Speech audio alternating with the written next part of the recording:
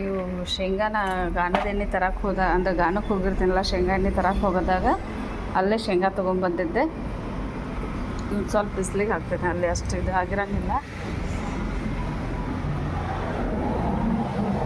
ಒಂದು ಬಟ್ಟೆ ಇದು ಹಾಕಿ ಸ್ವಲ್ಪ ನಾಲ್ಕು ಕಡೆ ಕಲ್ಲಿಟ್ಟೇನೆ, ಇಲ್ಲೇ ಒಂದು ಬಿಸಿಲಿಗೆ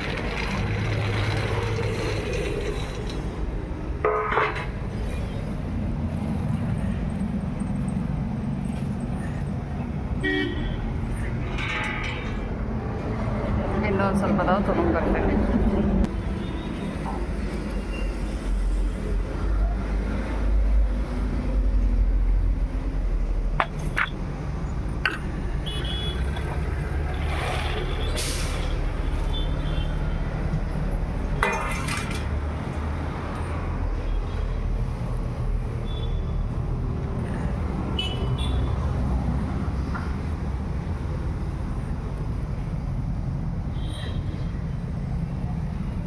ಸ್ವಲ್ಪ ಶೇಂಗಾ ಉಂಡೆ ಮತ್ತು ಸ್ವಲ್ಪ ಶೇಂಗಾ ಚಟ್ನಿ ಮಾಡಬೇಕಿದ್ರಲ್ಲೇ.